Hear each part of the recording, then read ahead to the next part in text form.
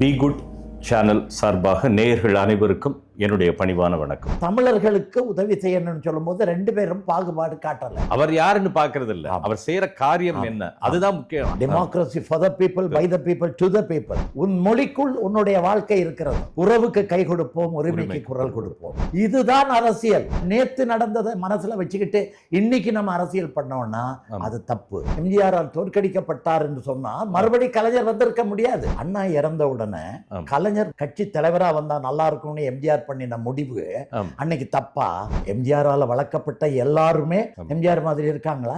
எத்தனை திட்டங்கள் சார். சரி, உங்களுக்கு ஓட்டு இல்லாம போச்சு. ஆனா உங்க குடும்பத்துல இருக்கிற 5 பேருமே நான் விரும்புற ஆளுக்கே ஓட்டு போட்டா மீதி 5மே நான் நினைக்கிற ஆளுக்கு தான் ஓட்டு வரும். ஓட்டு இல்லாம பண்ணணும்னு நினைச்சாரு, அவர் தோல்வி அடைவாரா இல்லையா? கட்சி தான் முக்கியமே தவிர மக்கள் முக்கியம் இல்லை. 12 வருஷமா எம்ஜிஆரோட இருந்த ஒருத்தன் போராட்டத்துக்காக கூப்பிடுறதுக்கு வந்திருக்கான்னு சொல்லும் போது எத்தனை கோடி மக்களுக்கும் தலைவனா இருக்கக்கூடிய ஒருத்தன் இவனை வெறுக்கணுமா சேர்த்து வச்சு புத்தி சொல்லணுமா? உங்க அப்பா எங்க வேலை செய்யறாரு? கோட்டையில. என்னவா இருக்காரு? பிடபிள்யூடி மினிஸ்டரா இருக்காரு. இத முதல்ல சொல்லி வச்சிருக்கலாம் இல்லையா? நீங்க யாருங்கிறத ஏங்க இதெல்லாம் பண்றீங்க? போக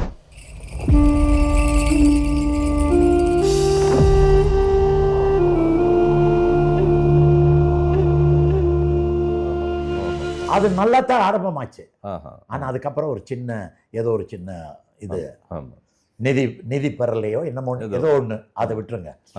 ஆக ஒரு விஷயம், இந்த 2 பேர்கிட்டையும் இருந்த ஒரே விஷயத்தை நான் சொல்றேன். ஈழத்தமிழர் என்று சொல்லும்போது தமிழர்களுக்கு உதவி செய்யணும்னு சொல்லும்போது 2 பேரும் பாகுபாடு காட்டல. பாகுபாடு காட்டல. பின்னாடி நடந்த நிகழ்வுகளை பத்தி நான் பேச தயாரா இல்லை. நான் இருந்த வரைக்கும், அதுல நானும் பங்கேற்ற வரைக்கும் இவர்கள் 2 பேருமே நல்ல உதவிகள் செய்து கொண்டு. இது வரலாற்று உண்மை. ஏன்னாங்க, எம்ஜிஆர் ஐயா பதவியேற்று கலைஞர் போன பிறகு, எம்ஜிஆர் ஐயா வந்த பிறகு இந்த ஒரு விஷயம், தமிழர்கள் விஷயம் வந்தா நாங்கள் இருவரும் இரட்டைக்குழல் துப்பாக்கி போல் இருப்போம் அப்படின்னு சட்டசபையில பேசியிருக்காரு. நீங்க சொல்ற வார்த்தை சரித்திர வார்த்தை, உண்மையான வார்த்தை. அந்த விஷயம் வரும்போது 2 பேருமே இணைஞ்சுதான் இருந்திருக்காங்க. அதோட ஒரு அற்புதமான குவாலிட்டி சொன்னீங்க கலைஞர் பத்தி. அதாவது இப்ப நீங்க அப்போ இளைஞர் தான். ஆமா. அப்போ அதை ஐடென்டிஃபை பண்றாரு பாருங்க. அதாவது நீங்க சொன்னீங்க என்ன காரணத்துக்கு வந்தாங்கன்னு. அவர் யாருன்னு பாக்குறது இல்ல, அவர் செய்யற காரியம் என்ன, அதுதான் முக்கியம். அதனாலதான் அந்த லார்ஜர் மக்களை ரீச் ஆனது கூட அதுவாதான் காரணம். இது பெஸ்ட் குவாலிட்டியா? ஆமா, லீடருக்குள்ள முதல் பெஸ்ட் குவாலிட்டி அதான். ஃபர்ஸ்ட் குவாலிட்டி அதான், ஜனங்களோட இருக்கணும். ஆமா, அண்ணா எழுதினார் இல்லையா, மக்களிடம் செல், மக்களிடம் கற்றுக்கொள், மக்கள் சொல்வதை செய்.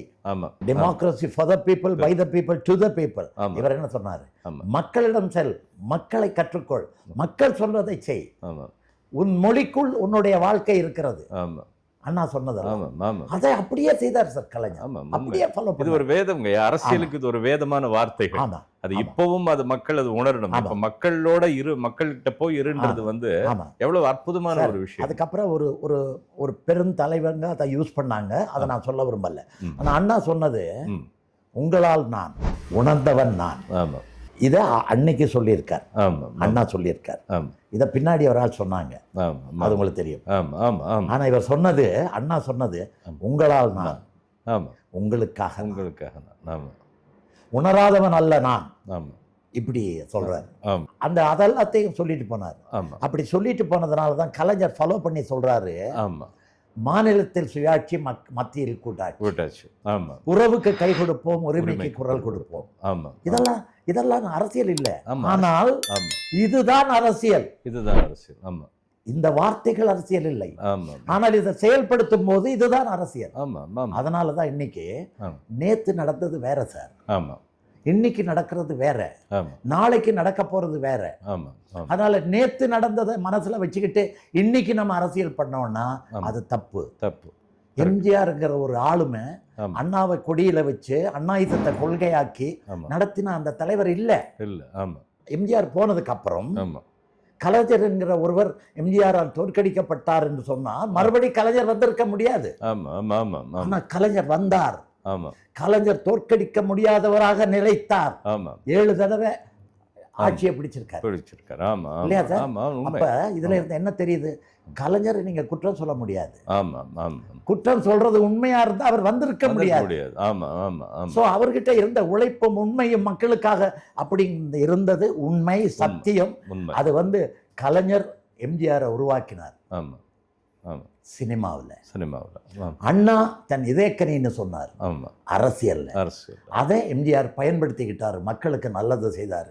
என்னை போல பல பேரை ஊக்குவிச்சிருக்காரு, பல பேரை வளர்த்து விட்டுருக்காரு. ஆனா எந்த விதத்திலும் இவங்க 2 பேரும் வேறுபட்டவங்க இல்லைங்கிறதா என்னுடைய உண்மையான அபிப்பிராயம். ஆமா அது இல்லை உண்மை உண்மை உண்மை. ஏன்னா எல்லாமே நேரடி அனுபவமா நேரடி கருத்தா நீங்க பார்த்து சொல்றீங்க, எல்லாமே ஸ்ட்ரைட். இப்போ இந்த நிகழ்ச்சியினுடைய கண்டென்ட்டே இப்போ நான் சொன்ன மாதிரி திருக்குறள் தான். இந்த கனி இருப்ப காய் கவர்ந்தற்று. கனி இருக்கு, தப்பும் இருக்கும். ஆனால் ஏன் இந்த ஒரு சாரார் மட்டும் டார்கெட்டிங் பண்றாங்க? எதுக்குங்கய்யா சார்? அரசியல் லாபம். அரசியல் லாபம்.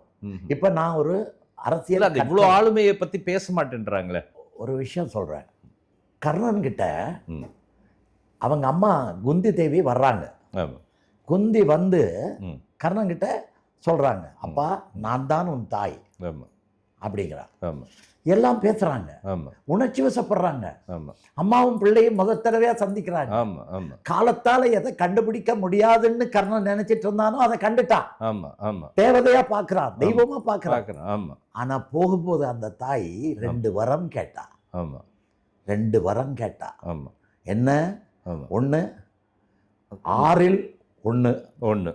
சரியா? சரி. அதே மாதிரி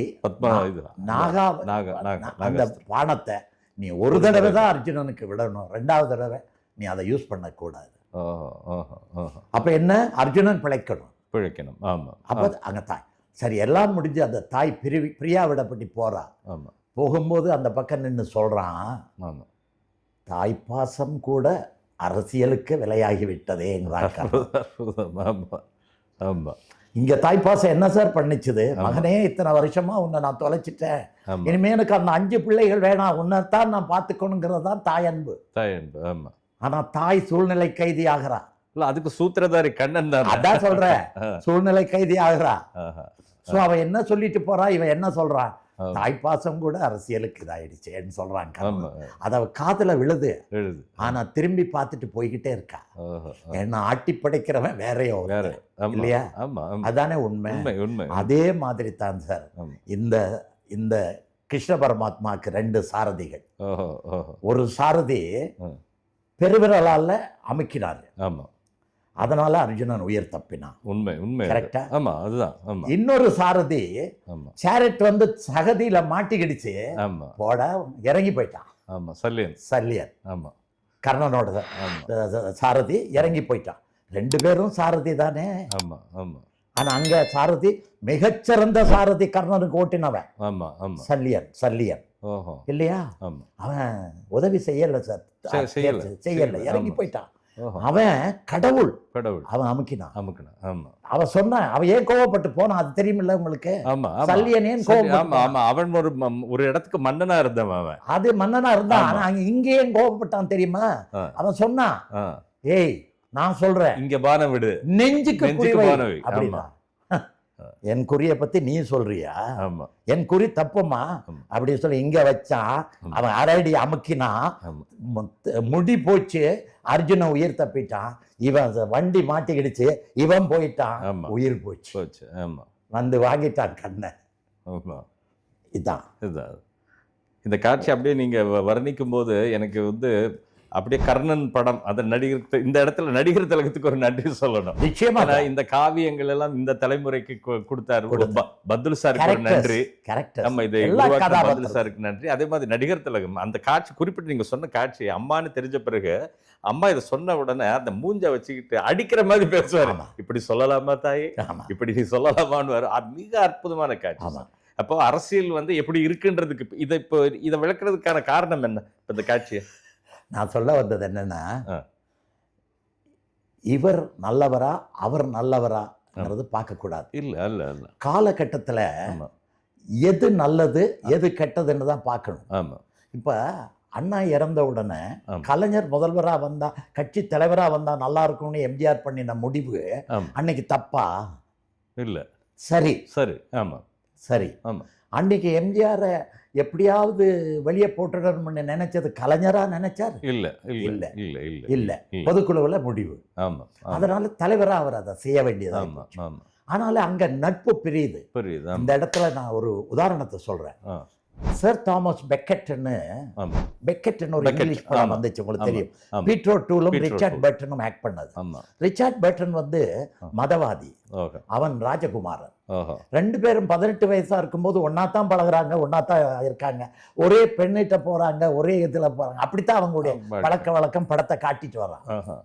ஆனா அவன் மன்னனான உடனே அந்த கையில் அது ஏந்தின உடனே அவனுக்கு அந்த பவர் அவனுக்கு வருது. ஓ. அந்த அகங்க நான் மன்னன், அண்ணன். ஆமா. நீ ஆஃப்டர் ஆல் ஒரு ஆன்மீகவாதி, ஆமா. நீ மதவாதி, ஆமா. உனது சர்ச், ஆமா. The state, the government is bigger than the church. அவன் சொன்னான், no, God, God. The almighty is better than powerful than you ஓஹோ. அப்படிங்கிறான் அவன். 2 பேருக்குள்ளேயும் ஆ. எவ்வளவு ஒற்றுமையா இருந்த ஒற்றுமையா நண்பர்கள் பிரிஞ்சுட்டாங்க. ஆமா. இவன் மதவாதி, மதத்தை பத்தி பேசுறான், இவன் இதை பத்தி பேசுறான். ஆமா. ஆமா. கடைசியா என்ன பண்ணான், மன்னன் அவனை கொன்னுட்டான். ஓஹோ. கொன்னுட்டான். கொண்டுட்டான். ஆஹா. கொன்னுட்டு ம். என்ன பண்ணான், நேரடியாக அவனுடைய கொஞ்ச நாள் கழிச்சு ஒவ்வொரு வருஷமும் அவனுடைய நினைவு இடத்துக்கு சிமெட்ரிக்கு வர்றான். சட்டை எல்லாத்தையும் கலட்டி வச்சுட்டு ஒரு சவுக்கை எடுத்து மன்னன் தன்னைத்தானே அடித்துக் கொள்வான், ஓஹோ. இந்த தன்னைத்தானே தண்டித்துக் கொள்கிறான். ம்ஹும். அரசாங்கத்துக்காக அவன் அதை செய்தான், ஓ. மன்னனாக அதை செய்தான். ஓஹோ. நான் மனிதனாக தன்னை அடித்துக் கொண்டான், நண்பனை கொன்று விட்டதற்காக. ஓஹோ. ஓஹோ. இதுதான் நட்பு, ஓஹோ. இதுதான் இந்த 2 பேரோட வாழ்க்கை. ஓகே. ஆனா அன்னைக்கு வேற மாதிரி இருந்திருக்கலாம். ஆமா. ஆமா. ஆமா. ஆனா இன்னைக்கு ம். ம். எம்ஜிஆர் இல்லை, ஆமா. ஆமா. எம்ஜிஆர் இல்லை. ம். எம்ஜிஆரால் வளர்க்கப்பட்ட எல்லாருமே ஆமா. எம்ஜிஆர் மாதிரி இருக்காங்களா? ஆமா. இல்லை. இல்ல இல்ல. அப்ப என்ன மாதிரி அரசியல் தெரிஞ்சவன் யாரை சப்போர்ட் பண்ணணும்? ம். நீங்க தான் சொல்லலாம் அது. நிச்சயமா, சந்தேகமே இல்லாம ஆஹா. எம்ஜிஆர் பொருளாளராக இருந்து வளர்த்த, எம்ஜிஆர் அண்ணாவுக்கு இதயக்கனியா இருந்து வளர்த்த, கலைஞரோடு 2 சாரதியா அண்ணாவின் சேரட்டை ஓட்டின 2 சாரதிகள்ல ஒரு சாரதி இல்லாம போன போது இன்னொரு சாரதி அதை எடுத்து எத்தனை திட்டங்கள் சார், ஆமா. ஆமா. எத்தனை திட்டங்கள். ஆமா. ஆமா. எம்ஜிஆர் மருத்துவமனையை திறந்து வச்சது யார் சார்? ஆமா. யார் திறந்து வச்சாங்க? டாக்டர் கலைஞர். ஆமா. கலைஞர். ஆமா. மின்சார இதை வந்து ஒரே நாள்ல 8,000 கோடியை இல்லைன்னு பண்ணது யார் சார்? ஆமா. டாக்டர் கலைஞர் தான். கலைஞர். இப்படி எத்தனை திட்டங்கள். எல்லா முதலும் அதுதாங்க. அது ஒரு தனி நிகழ்ச்சி. அதான். அது அடுத்த முறை நான் உங்களை சந்திக்கும் போது ஆக ஒண்ணு நான் என்ன சொல்றேன்னா, அது அதை பத்தி விரிவா பேசுவோம். இல்ல ஆமா. இப்ப 3வது ஒரு எதிரி நம்மளை தாக்கிக்கிட்டு இருக்கான். ஓகே. அந்த 3வது எதிரியை தாக்க அவனை ஜெயிக்க வர்றதா, ஆமா. என் சகோதரன் ஜெயிக்கிறது முக்கியமா, ஓஹோ. என்னோட மாநிலம் ஜெயிக்கிறது முக்கியமா, ம்ஹும். ம்ஹும். இல்ல என்னோட மக்கள் சுதந்திரத்தை அனுபவிக்கிறது முக்கியமா, ஆமா. என்னோட மக்களும் கார்ப்பரேட்டுகளுக்கு அடிமையாகி ஆன்மீகவாதிகளாகி அழிஞ்சு போறது முக்கியமா? ஆன்மீகவாதின்னு நான் சொல்றது போலி ஆன்மீகவாதிகளை. ஆமா. உண்மையான ஆன்மீகவாதியை நான் சொல்ல மாட்டேன். ஆமா. உண்மையான ஆன்மீகவாதி தன்னை ஆன்மீகவாதின்னு சொல்ல மாட்டான். ஆமா. ஆமா. ஆமா. அதான் உண்மை. ஆமா. ஆமா. ரமணர் எங்கேயாவது நான் வந்து ரமணர் நான் தான் அப்படின்னு சொல்லியிருக்காரா? ஆமா. ஒருத்தங்க வந்து கேக்குறாங்க, ஃபாரினர் வந்து மகரிஷி எங்க இருக்காருன்னு அவர்கிட்ட, ஒரு மாட்டுக்கிட்ட இருக்காரு, அவர் ஒண்ணுமே சொல்லல. இப்ப நீங்க சொன்ன மாதிரி பின்னாடி அவங்க தெரிஞ்சுக்கிட்டு ஏன் சொல்லலைன்னா, இப்ப நான் தான் மகரிஷி, நானே சொல்லுவேனா அப்படின்னாரு. ஆமா. இந்த இணைப்பு வேணும்ன்றீங்க. இப்போ நீங்க சொல்லக்கூடிய ஒன்றை எதிர்நோக்கி நம்ம இருக்கோம், ஜாக்கிரதையா இருக்கணும்ன்ற மாதிரி ஏதோ ஒரு காஷன் கொடுக்குறீங்க நீங்க சொல்ல சார். எப்படி சொல்லட்டுமா? அதாவது சில பேருக்கு ஓட்டுகள் இல்லாம பண்ணணும்னு நான் நினைக்கிறேன்னு வச்சுக்கோங்க. ஓகே. ஓகே. நான் நினைக்கிறேன் உங்களுக்கு ஓட்டு இல்லாம பண்ணணும். சரி, உங்களுக்கு ஓட்டு இல்லாம போச்சு. ஆனா உங்க குடும்பத்துல இருக்கிற 5 பேருமே நான் விரும்புற ஆளுக்கே ஓட்டு போட்டா எண்ணும் போது எப்படி வரும்? உங்க ஓட்டு ஒண்ணுதான் இருக்காது, மீதி 5மே நான் நினைக்கிற ஆளுக்கு தான் ஓட்டு வரும். அதே மாதிரி தமிழர்கள் அத்தனை பேரும் ஒரே இடத்துக்கு ஓட்டு போட்டா அந்த ஓட்டுகளை புடுங்கணும்னு நினைச்சாரே அல்லது ஓட்டு இல்லாம பண்ணணும்னு நினைச்சாரே அவர் தோல்வி அடைவாரா இல்லையா? கண்டிப்பா. கண்டிப்பா. இப்ப தோற்கடிக்க வேண்டியது யார? விரோதிய. ஓகே. ஓகே. நம்ம வரை இல்ல. அண்ணன் தம்பிக்குள்ள ஏற்பட்டிருக்கிற பிளவு வந்து நாளைக்கு ஒன்னாயிடும். ஆமா. ஆமா. ரத்த உறவு. இதை நாம பல சினிமாவுக்கு பார்த்திருக்கோம். ஆமா. ஆமா. உண்மை இல்லையா? அதனால இந்த காலகட்டம் எப்படின்னா, நல்லதை செய்யறாங்க, மக்களுக்காக செய்யறாங்க, இந்த மாநிலத்தை காக்கணும்னு செய்யறாங்க. உங்கள் கனவை எங்களிடம் சொல்லுங்கள், நாங்கள் நிறைவேற்றுங்கள் சொல்றார் ஒருத்தர்னா, இதுதான் ஜனநாயகத்தினுடைய உச்சம். உங்கள் கனவுகளை எங்களிடம் சொல்லுங்கள், நாங்கள் நிறைவேற்றுவோம் அப்படின்னு சொன்னா இதுதான் ஜனநாயகத்தினுடைய உச்சம். Government for the people. அதான் ஆமாம். ஸோ அப்படி இருக்கும்போது நான் ஓட்டை கொண்டு போய் கண்ணை மூடிக்கிட்டு வேற எங்கேயாவது போட்டேன்னா நான் முட்டாளாயிட மாட்டேன்னா? ஆமாம் ஆமாம். ஸோ மக்கள் முட்டாள்கள் இல்லை. இல்லை இல்லை. எத்தனை 1000 வருஷமா 5000 வருஷமா திருமூலர் சொன்ன திருமந்திரத்துல இருந்து இன்னைக்கு வரைக்கும் ஒன்றே குலம் ஒருவனே தேவன். ஆமா ஆமா. அதனால நான் வந்து என்ன நினைக்கிறேன்னா, இந்த இணைப்பு அல்லது மக்களினுடைய உணர்தல் அவசியம். ஆமா. தலைவர்கள் வந்து விட்டு கொடுக்க மாட்டாங்க. ஆமா. ஏன்னா அவங்களுக்கு கட்சி தான் முக்கியமே தவிர மக்கள் முக்கியம் இல்லை. ஆமா. இதான் ஆமா. உண்மை உண்மை. அப்படிப்பட்டவங்க தான் இருக்காங்க. ஆமா. அது அப்படி நினைக்காம ஒரு இயக்கம் இருக்குன்னு சொன்னா அந்த இயக்கம் திராவிட இயக்கம் மட்டும்தான். அவன் பதவியில இருக்கிறான், பதவியில இல்ல, அதெல்லாம் கிடையாது. அவன் மக்களோட மக்களா இருக்கான், மக்களுக்கு நல்லது செய்யறாங்க, சமூக நீதி. அதான் அது நடந்துகிட்டு இருக்கு. அதைத்தான் திரும்பவும் சொல்றேன். பெரியார் கொள்கையை சொன்னார், அண்ணா ஆட்சியை பிடிச்சது அதெல்லாம் சட்டமாக்கினார். அந்த சட்டங்களை தன் திட்டங்கள் மூலமா மக்கள் கிட்ட கொண்டு போய் சேர்த்தார் கலைஞர். இன்னைக்கு அவருடைய வாரிசுகள் அதைத்தான் செய்துட்டு இருக்காங்க. நீங்க கனவு காணுங்க, நாங்க செய்யறோம்னு சொல்றாங்க. மக்கள் கனவு காணத்தானே வேணும், கண்ட கனவை சொல்லத்தானே வேணும். சொல்லுங்க, ஓட்டை போட்டுட்டு சொல்லுங்க, இருக்க வேண்டிய இடத்துல இருந்துகிட்டு அவர் செய்ய வேண்டியதை செய்வார். ஆமா ஆமா. அது மிகப்பெரிய விஷயங்கள் எல்லாமே படிப்படியாக சொல்லிட்டு வந்திருக்கீங்க. இப்போ கலைஞர் அவரோட செய்த சாதனை அப்படின்னு எடுத்துக்கிட்டா அது மிகப்பெரிய நீளம் இருக்கு. அது வந்து நம்ம செப்பரேட்டா இன்னொரு மகாபாரதம் இன்னொரு நிகழ்ச்சிக்குள்ள போவோங்க. இதுல நல்ல விஷயங்கள் என்னன்னா, யாரையும் சார்ந்து இப்ப நம்ம இங்க பேசலைங்க. இங்க இரு பெரும் ஆளுமைகள் இன்றைய தலைமுறைக்கு இவர்கள் எப்படி வழிகாட்டினாங்கன்ற ஒவ்வொரு விஷயம் எங்களுக்கு சொல்லியிருக்கீங்க. நீங்க சொன்னதுல எல்லாருமே எப்படி கேப்டிவேட் பண்றது ஒரு பர்சனை, அப்புறம் அவன் யாரு அன்றதை பார்க்காது, அவன் என்ன செய்யறான் அப்படிங்கிறத பாருன்றது, அப்புறம் அவனோடு ஏங்கி அதை கடைக்கோடி தொண்டன்கிட்டே எப்படி போனாங்கன்றது. ஸோ பெரிய விஷயங்கள் ரெண்டு பேருக்குமே இருக்கக்கூடிய விஷயங்களை பத்தி நீங்க அழகா சொல்லியிருக்கீங்க. ஒரு உதாரணமா ஒரு சின்ன விஷயம் சொல்லிட்டேன். தாராளமா சொல்லுங்க. 12 வருஷமா எம்ஜிஆரோட இருந்த ஒருத்தன் திடீர்னு ஒரு போராட்டத்துக்காக கூப்பிடுறதுக்கு வந்திருக்கான்னு சொல்லும்போது, ஒரு தலைமை பதவியில அத்தனை கோடி மக்களுக்கும் தலைவனா இருக்கக்கூடிய ஒருத்தன் இவனை வெறுக்கணுமா, சேர்த்து வச்சு புத்தி சொல்லணுமா பாருங்க. அப்ப அந்த இடத்துல அவருடைய தலைமை பண்பு புரியுதா இல்லையா? முதல்ல சேர்க்கவே மாட்டாங்க. யார் பெரியவர், யார் சேர்க்க மாட்டாங்க. உள்ள இப்படி 12 வருஷத்துக்கு அப்புறம் அவர் ஏன் உள்ள விடுறேன்னு கேட்பாங்க. உட்காந்து பக்கத்துல வந்து சாக்பீஸ் போட்டு பேனால வந்து எழுதி காட்டுறாரு அப்படின்னா அதுதான் தலைவர். அதுதான் தலைமை பண்பு. ஆனால் தான் நான் வந்து இப்பவும் சொல்றேன், அப்பவும் சொல்றேன், எப்பவும் சொல்லுவேன், அவர் இல்ல இன்னைக்கு இவர் செய்யறாரு. இவர் வழியில அந்த வழியெல்லாம் நல்லா வந்து அவர் சொன்னதையும் இவங்க செய்யறாங்க. மதிய உணவு திட்டம் அவங்க போட்டாங்க, காலை உணவு திட்டம் இன்னைக்கு போடப்பட்டிருக்கு. ஆமா ஆமா, உண்மை உண்மை. வளர்ச்சி தானே சார். ஆமா ஆமா, நல்லது இருந்தா பாராட்டி தான். அவ்வளவுதான். அங்க வெறுப்பற்ற நிலையில சொல்லுவாங்க. அரசியல் பேசல நம்ம. ஆமா, அரசியல் கட்சியில நாம நீங்க அங்கத்தினரும் கிடையாது, நான் அங்கத்தினரும் கிடையாது. ஆனால் நாம பேசுறது ரெண்டு ஆளுமைகளும் என்ன பொறுத்த வரைக்கும் கலைஞர்கள். என்னுடைய நான் இருக்கின்ற சினிமா தொழிலில் இருந்தவர்கள், இருக்கிறவர்கள் அதான். ஆனால் தான் நான் பேசுறேன், நீங்களும் அதைத்தான் நினைச்சு. உண்மைங்க, உங்க அப்பாவும் அப்படித்தான் இருந்தாங்க. அப்படிதான். இப்ப நம்ம வந்து தனிப்பட்ட ஒருவரை யாரை இங்க போற்றி புகழ வரல.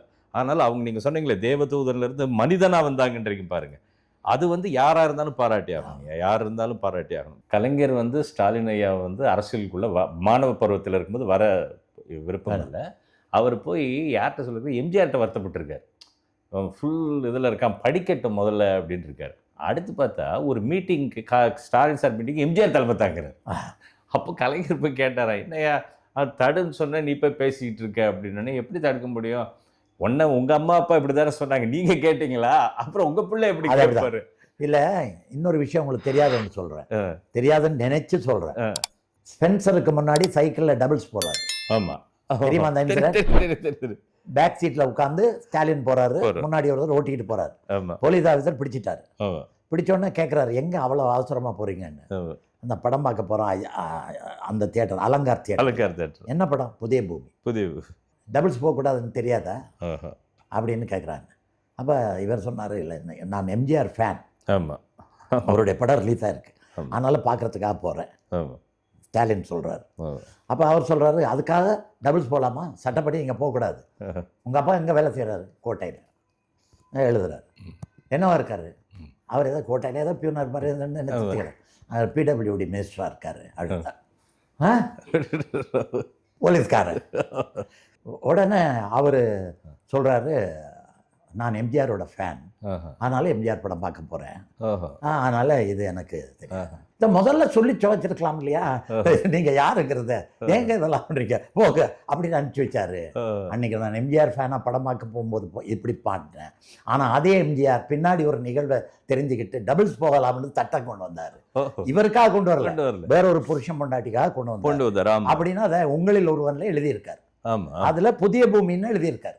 எவ்வளோ ஆமா, இது சுவாரஸ்யமான நல்ல விஷயம், நல்ல விஷயங்கள் பாருங்க. இதுல கலைஞர் ஐயா வந்து ஸ்டாலின் ஐயா வந்து படிச்சுக்கிட்டு இருக்கிற காலகட்டம், அந்த பட்டம் முடிக்கணும், ஏன்னா நான் படிக்கல, அவராது படிக்கணும்னு சொல்லி இதை வந்து அவர் அரசியலுக்கு வேண்டான்னு சொல்லி தான் அட்வைஸ் பண்ணா வேண்டாம் கேட்காம மக்கள் தலைவர்கிட்ட சொல்லியிருக்காரு. அது எதுக்காக சொன்னாருன்னா இதுதான் காரணம், அவர் அவரோட ஃபேன்.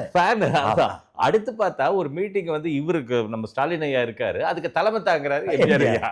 இப்போ கலைஞர் போய் கேட்டார் எம்ஜிஆர், என்னையா நான் வந்து அவர் தலையிட வேணான்னு சொல்கிறேன், நீங்கள் வந்து தலைமை தாங்கி அதை இன்னும் வளர்த்துக்கிட்டு இருக்கீங்களே, என்ன பண்ண சொல்கிறீங்க? என்ன இப்போ நீங்கள் இருந்தீங்க, உங்கள் அம்மா அப்பா சொன்னாங்க, நீங்கள் கேட்டீங்களா? இப்போ அதே மாதிரி தானே உங்கள் புள்ள, அவர் எப்படி கேட்பாரு அப்படின்னு சொன்னார். இந்த இடத்துல தான் நான் ஒரு விஷயத்த நான் உங்களுக்கு சொல்ல வந்தது. என்னென்னா, இந்த இணைப்பு அவசியம்னு ஏன் சொன்னேன்னா, பின்னாடி வந்தவங்க தான் பிரிவை வளர்க்க பார்க்குறாங்க. ஓகே, எம்ஜிஆர் காலகட்டத்தில் இருந்து எம்ஜிஆரோட இருந்தவங்க, எம்ஜிஆருக்கு முன்னாடி இருந்தவங்க எல்லாரும் இப்போ என்ன எடுத்துக்கோங்க, நாங்கள் தயாராகிட்டோம். ஏன்னா எம்ஜிஆர் திராவிட கழகத்தை சேர்ந்தவர் தான், திராவிட முன்னேற்ற கழகத்தை சேர்ந்தவர் தான். அன்னைக்கு வந்து என்ன காரணமோ அவங்க பிரிஞ்சுட்டாங்க, அது அரசியல் காரணங்கள் நமக்கு வேண்டாம். ஆனால் மீண்டும் இணைவதில் என்ன தவறு இருக்கு? ரசிகனாக இருந்த ஸ்டாலினை அவர் கூட்டத்தில் எம்ஜிஆர் வந்து கலந்துட்டு இருக்காருல்ல, இப்போ அதே தானே. அவங்க நீங்க தாய் வீட்டுக்கு வர்ற மாதிரி தானே. தாய் வீட்டுக்கு வர்றதுக்கு யாரை கேட்கணும்? பின்னாடி வந்தவங்க அரசியல், அவங்க அரசியல் லாபங்களுக்காக என்ன வேணாலும் பேசலாம். ஆனா இது அரசியல் இல்ல சார். நான் என் தாய் வீட்டுக்கு வர்றேன், நான் என் துரோணரை பார்க்க போறதுக்கு நீங்க யார் என்ன தடுக்கிறதுக்கு? இப்போ நீங்கள் சொல்கிறது பார்த்தா இது எந்த மாதிரி இருக்குன்னாங்க, நம்ம பாரதியாரோட பாட்டு, 1000 உண்டு இங்கு ஜாதி, இதில் அந்நியர் வந்து புல் வெண்ண நீதி, ஒரு தாயின் வயிற்றில் பிறந்தோம் அப்படின்ற. இது உண்மைதானே? ஆமாம் ஆமாம், இது உண்மைதானே. நீங்களே யோசிச்சு பாருங்க. ஆமாம், அடுத்த அடி சொன்னால் அது அரசியல் ஆகிடும். ஆனால் வேற பக்கங்களில் இருக்கிற வாரிசுகள் எல்லாம் அல்லது வந்திருக்கிறவங்க எல்லாம் அரசியலில் கற்றுக்கிட்டு வந்தவங்களா அல்லது அரசியல் தெரிஞ்சு வந்தவங்களா, யார் யாரையோ பேரை சொல்லிட்டுல வந்திருக்காங்க. ஆனா இவங்க அப்படி இல்லையே. இவங்களுக்கு ஒரு சரியான அத்திவாரம் இருக்கு, அங்க இருந்து கட்டப்பட்ட கட்டடம், அது அழகா கட்டப்பட்டு அழகாக வந்துட்டு இருக்கிற இது. அப்ப எங்க போய் சேரணும்? ஆமா ஆமா, கண்டிப்பா நதி மாதிரி தானே. இல்ல, இது கரெக்டாவே போய் சேருங்க. ஏன்னா ஆரம்பித்த வித்துக்கள் நீங்க சொல்லிக்கிட்டு இருக்கும்போது கலைஞர் எவ்வளவு பெரிய ஆளுமை, எம்ஜிஆர் எவ்வளவு பெரிய ஆளுமைன்னு சொல்லும்போது அண்ணாவையும் சொல்லிக்கிட்டே வரீங்க. ஸோ அவர்கள் தொடங்கி அப்படி வந்த ஒரு வழியில் இருக்கிறது, அது நல்லதே நடக்கும், அது நல்லதே போகின்ற நம்பிக்கை எல்லாருக்குமே இருக்குங்க. ஸோ உங்களை இப்போ இந்த நிகழ்ச்சியை இந்த இதில் இப்போ நம்ம இப்போ முடிக்கிறோம். ஏன்னா இது நீங்கள் சொன்ன மாதிரி அடுத்து கலைஞரை பற்றி பேசும்போது அது ஒரு மகாபாரதமாக போய்கிட்டே இருக்கும். இதை நம்ம தொடர்ந்து பேசுவோம். இவ்வளோ நேரம் என் கூட இருந்து இந்த கருத்துக்கள் சொன்னதுக்கு ரொம்ப நன்றிங்க. வணக்கம். இந்த பி குட் சேனலில் நல்ல விஷயம்ன்றதுனால நீங்கள் எல்லாருக்கும் போய் சேர்ற மாதிரி நல்ல எல்லாருக்கும் ஷேர் பண்ணணும்னு உங்களை பணியும்பா கேட்டுக்கொள்கின்றேன்.